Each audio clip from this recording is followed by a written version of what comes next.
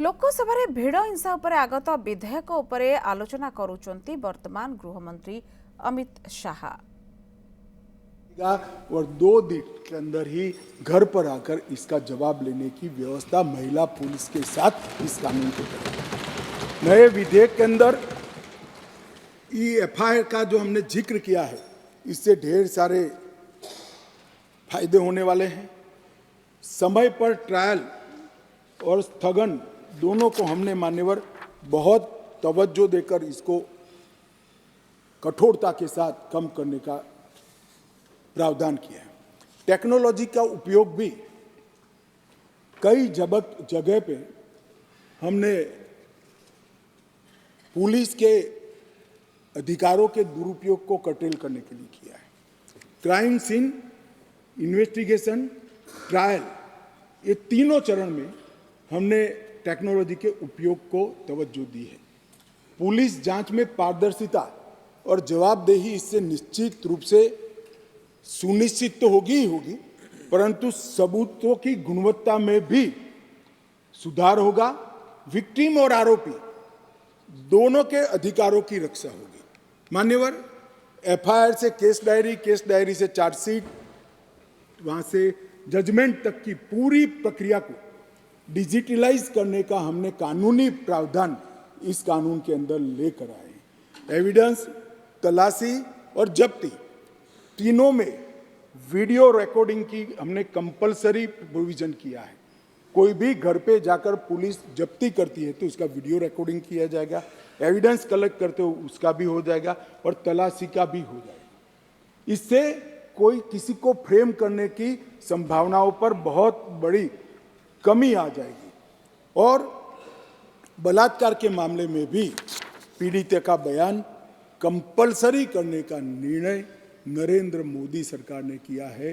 वो लेना ही पड़ेगा, ऑनलाइन बयान लेना पड़ेगा, इसका रिकॉर्डिंग करना पड़ेगा, जिससे वगदार आदमी आने के बाद वो बयान को बदलवा नहीं सकता। मान्यवर, दूर दूरस्थ के गांवों में बयान तो ले लीजिए जाते हैं, मगर जब मालूम पड़ता है कि बलात्कार किसने करा है तो बयान को बदल भी दिए जाते।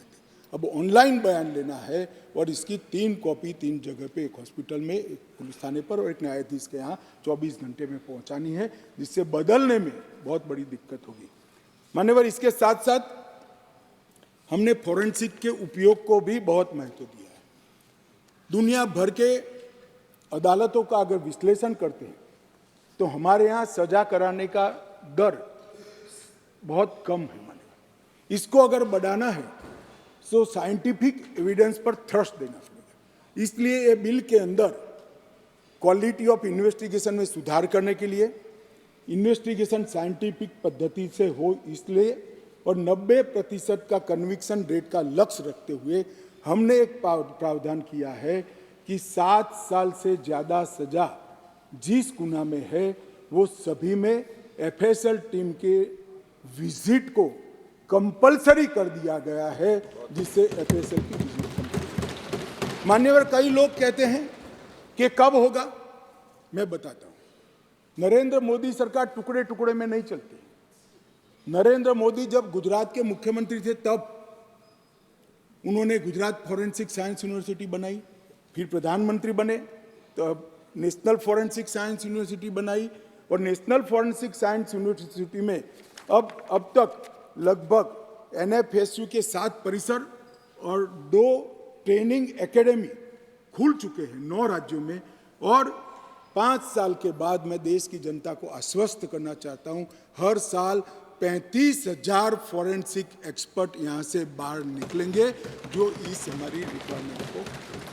तब तक हमने फॉरेंसिक मोबाइल वान का भी प्रोविजन कर दिया है और फॉरेंसिक को आउटसोर्स करने के लिए भी रूल्स बनाए हैं। मान्यवर, और दिल्ली में इसका ये जो 7 साल वाला प्रोविजन है, इसका ट्रायल भी शुरू हो गया है और बहुत उत्साहजनक परिणाम हमें मिले हैं। मान्यवर, और इसको तभी राज्यों द्वारा नोटिफाइड कर दिया जाएगा जब राज्य के अंदर फॉरेंसिक इंफ्रास्ट्रक्चर संपूर्ण रूप से बन जाएगा। इसमें हमने पुलिस स्टेशन, तहसील, जिला और पूरा राज्य चारों को नोटिफाइड करने की योजना बनाई है। मानो एक शहर में फॉरेंसिक की व्यवस्था हो गई तो वो शहर को नोटिफाइड कर सकते हैं, कंपलसरी हो जाएगा। एक क्षेत्र में हो गई तो क्षेत्र में करेंगे, एक जिले में हो गई तो जिलों को करेंगे, और जब सब समाप्त हो जाएगा तब पूरे राज्य को नोटिफाइड करेंगे। और इसके माध्यम से सजा कराने की बहुत बड़ी क्षमता